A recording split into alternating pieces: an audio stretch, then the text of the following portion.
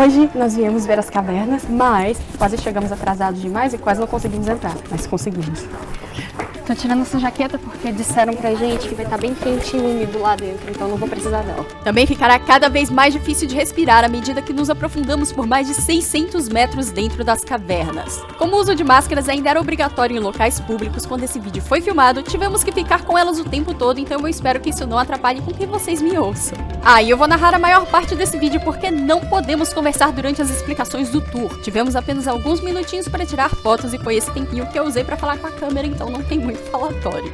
Somos informados logo no começo para não tocar ou encostar nas paredes das cavernas porque o interior é de calcário. E como o calcário é uma pedra de natureza frágil, a nossa intervenção pode desgastar as formações rochosas com o tempo.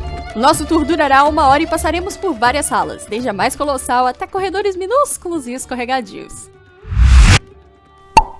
Essa é a primeira caverna que foi descoberta com desenhos arqueológicos de homens das cavernas por um fazendeiro aqui na África do Sul. Tem água escorrendo em algumas das paredes. É graças a essa água que temos tantas estalactites, que são essas rochas pontudas na parte de cima. Elas são depósitos minerais cristalizados formados pela constante presença da água que pinga pelo teto. Quando essa água passa pela estalactite, ela leva consigo minerais e ao atingir o solo, o mesmo acontece. Os depósitos minerais no solo se cristalizam formando estalagmites bem embaixo das estalactites. Como cada pé tem seu sapato, cada estalactite tem a sua estalagmite. Mas aqui dentro quase não vemos nenhuma estalagmite no chão e há uma explicação para isso. Anos e anos atrás eles costumavam ter concertos aqui dentro da caverna e bem ali é onde eles costumavam fazer os concertos e apresentações. Sim, este salão é tão grande que acaba tendo uma acústica perfeita para concertos. Apresentações de orquestra costumavam ser realizadas nas cavernas, mas foram interrompidas em 1996 por medo de as vibrações musicais interferirem com a estrutura das cavernas. Também os visitantes continuaram quebrando algumas das formações para levar para casa como lembranças. Agora você só pode visitar as cavernas com um guia, que é o que nós estamos fazendo agora. A nossa guia tem uma voz de anjo e nos deu uma amostrinha da acústica da caverna.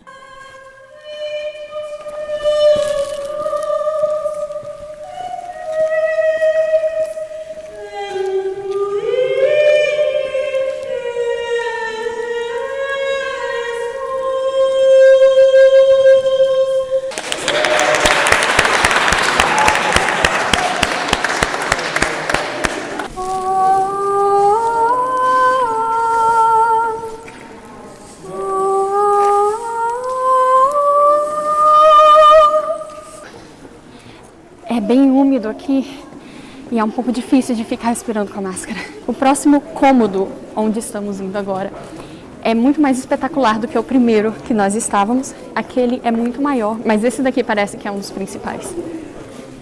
Wow, look at this here, see?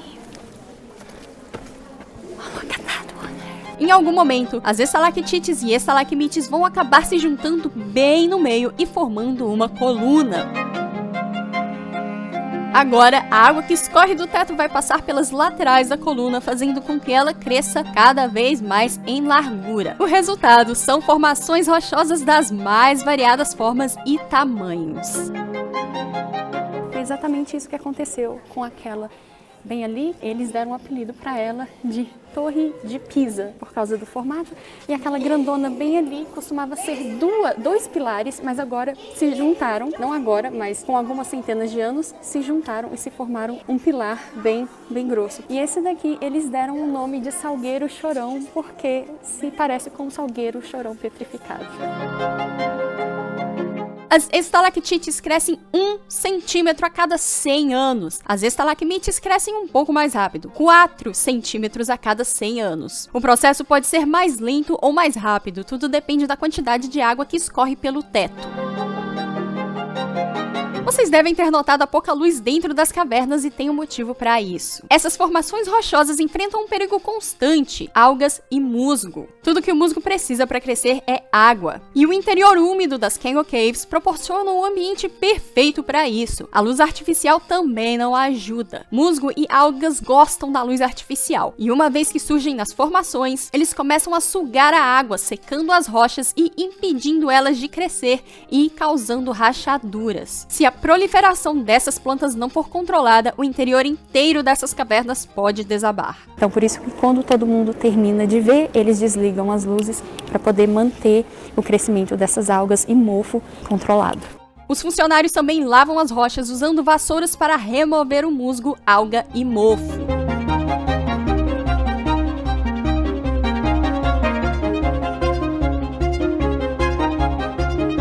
Agora estamos indo em direção à entrada que foi usada pela primeira vez quando essa caverna foi descoberta em 1780 por um fazendeiro chamado Jacobus Wenzel.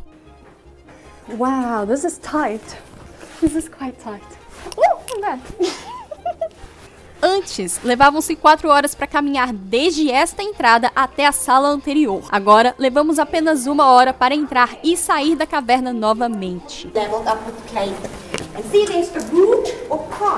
Aqui é um exemplo de como o chão da caverna costumava ser antes de ser coberto por argila.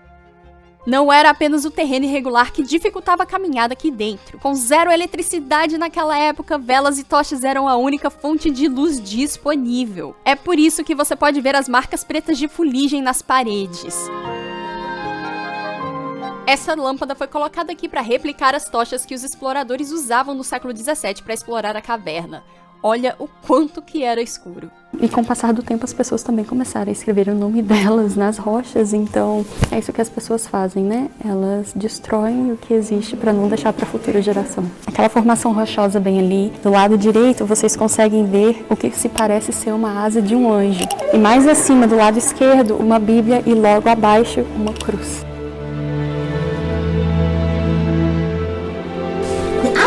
Happened in 1921, they installed lights. As I've said in the previous room, it looks like that. Muitos anos atrás eles costumavam colocar lâmpadas coloridas dentro da caverna para poder deixar mais bonita e colorida. Mas as pessoas começaram a reclamar que parecia muito plástico, então eles pararam. Como eu disse antes, o nome dessas cavernas é Kengo Caves, que significa água entre montanhas. Há muitos e muitos anos atrás, esta montanha era coberta por água. Acredita-se que a atividade das correntes moldou essas cavernas. Então é possível que existam mais cavernas debaixo dessa daqui que ainda não foram descobertas. Depois de seu descobrimento em 1780, essas cavernas pertenceram ao povo até 1920. Em 1921, o município assumiu o poder e começaram a implementar regras e regulamentos, e as pessoas agora tinham que pagar pela entrada na caverna. Como vocês podem ver, as pontas dessas estalactites estão quebradas porque anos e anos atrás, turistas costumavam vir quebrá-las e levá-las para casa como lembrança. Não só como lembrança. O calcário tem uma aparência bem brilhante quando molhado, então no começo da descoberta dessas cavernas, as pessoas roubavam as pontas das estalactites e das estalagmites, o nome difícil de pronunciar, porque acreditavam que se tratava de ouro ou diamantes, apenas para descobrir depois, à luz do sol, que não se passavam de rochas. Como consequência, essas formações vão levar mais algumas centenas de anos para crescer próximo daquilo que costumavam ser. Essas daqui também são quebradas. Mais um corredor estreito.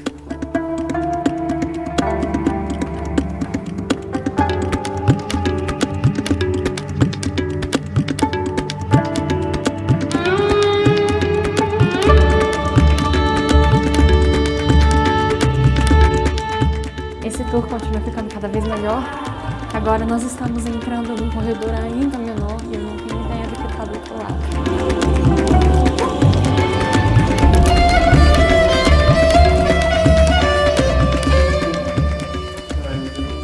Tiveram vários morcegos voando desde que chegamos na caverna e acabamos de encontrar um bem ali. Eu não devo ter mencionado, mas visitar uma caverna sempre foi o meu sonho de criança. E ver um morcego aqui deixa a experiência ainda mais completa. Caverna sem morcego é igual queijo sem goiabada.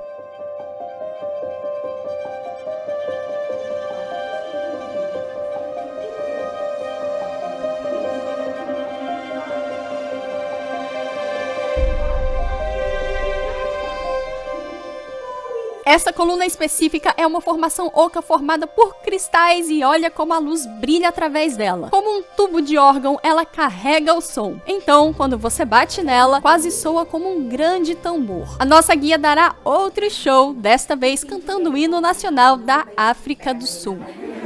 can tell you anything.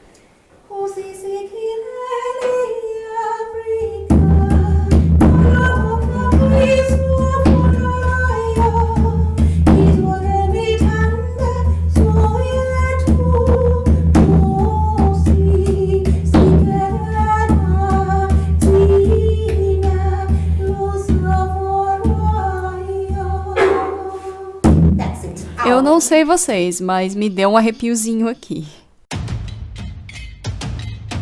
Vocês provavelmente notaram que não há pinturas pré-históricas nas paredes. Bem, costumavam haver muitas, mas muitas delas foram apagadas pelo constante toque dos visitantes há muitos anos atrás. As pinturas que sobreviveram foram recortadas das rochas e enviadas para museus.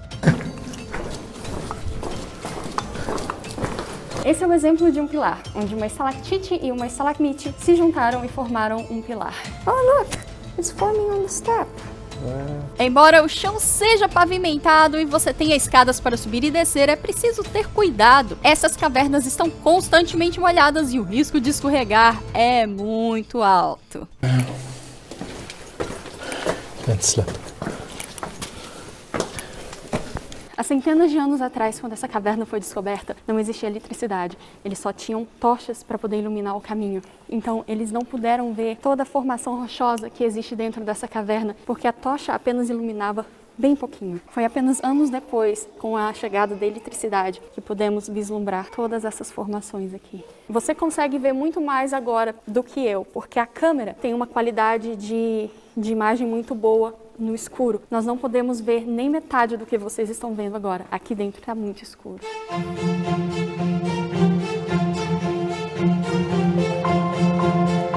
Última palavra?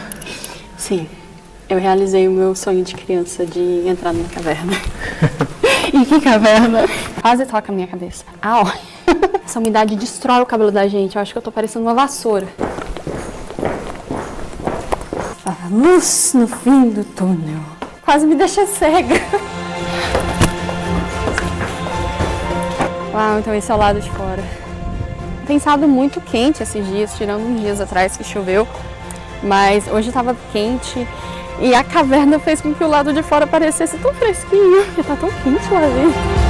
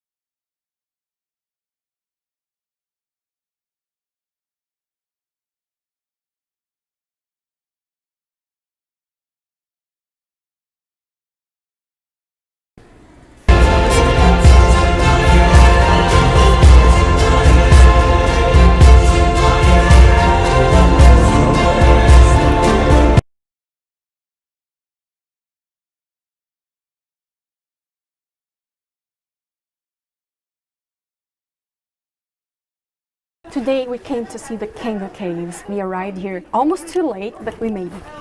Yeah. I'm taking this off because they said it's gonna be Hot very and humid. hot and humid inside. This is so exciting. There's actually water running down on some of the walls. Because these are limestones, we are not allowed to touch, otherwise we can really damage this. We are allowed to walk, but not touch or lean on anything. This is the first cave discovered after the Bushman by a farmer here in South Africa. Now the floor we are standing on is not the natural floor it used to be. This is actually clay, and 3 meters underneath there are a lot of stalagmites. And the reason why they did it is because many years ago, they used to run concerts inside this cave. Over there is where the stadium used to be. So we can test the acoustic and see how it sounds. So we go into a smaller room, but the tour guide said it's a lot more spectacular than the previous one. The previous one is the largest, but this one seems to be the big deal. It's quite humid in here, and it gets a little hard to breathe with a mask. Wow, look at this here, see? Oh, look at that one. This is a whipping willow behind me. That's how this huge column got nicknamed by the people working here. Leaning Tower of Pisa. Yeah, the Leaning Tower of Pisa. They happen when the stalactite and the stalagmite meet together and they start growing sideways. That's why that one is so big. They used to be 2 columns, now it's just one single chubby one. Because of the hot white light, a lot of algae can form on the rocks, and all they need to grow is some rainwater, and it's really abundant here. That's the reason why they keep the lights off all the time and only switch them on when people are present here. Otherwise, this can be very detrimental to the whole cave. It could collapse because of the algae. Wow, this is tight. This is quite tight. Oh, I'm back. Now here you can see an example of the original floor before it got completely covered by clay. There you can see a little bit of black stain, and that's due to the lamps they used back then, like fire lamps. They didn't have light to explore, so they ended up burning a little bit of the sides, and you can even see some names engraved there because, you know, people want to leave their marks and they destroy things. Over there you can see a rock formation. On the side here, on the right hand side, you can see the wing of an angel. On the left hand side, on the top, you can see what it looks to be a Bible, and underneath a cross. The other thing that happened in 1921, they installed plaques. As I've said in the previous room, it looks like that. Wow! Years ago, they used to put colorful lights on the rocks, but people started complaining that it looked too plasticky, so they stopped. As you can see, the ends of these stalactites are dull because years and years ago, tourists used to come and break them to take them home as souvenirs. Another narrow corridor.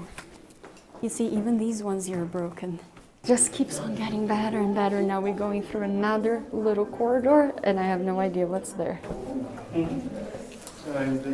There have been a few bats flying around since we arrived in the cave, and we finally spotted one right there. That's so cute. So cute. Right there is where the adventure tour used to happen. They stopped that because of COVID. When you go down, it's 1,200 steps and it's very small and very humid. So you stay very close to everybody doing the same tour. We don't know when they are gonna start again. But if you want to shorten that, you can go through the other side, which is only 400 steps. It will lead you to the same room that the 1,200 corridor will take you. But the 400 step corridor will have no light. So which one would you pick? This is a stalactite and a stalagmite that join together in the middle and form the pillar. Oh, look! It's forming on the step. Wow. So you can see the rock turns quite shiny when wet. That's why a lot of people used to steal the stalactites because they thought it was something like diamond or crystals. Hundreds of years ago, when they discovered this cave, they had no light whatsoever. The only thing they had was a little torch which didn't illuminate at all. So they were not able to see all the rock formations inside this cave. It was only years later, after the electricity came, they were able to see all of this beauty here. And now even, it's a lot darker than what you see in the camera. The camera is seeing a lot more light. That's true. Yeah, you can't see as much as what the camera is seeing with your natural eye. Well, I finally fulfilled my childhood dream of being in a cave. And what a cave. And what a cave.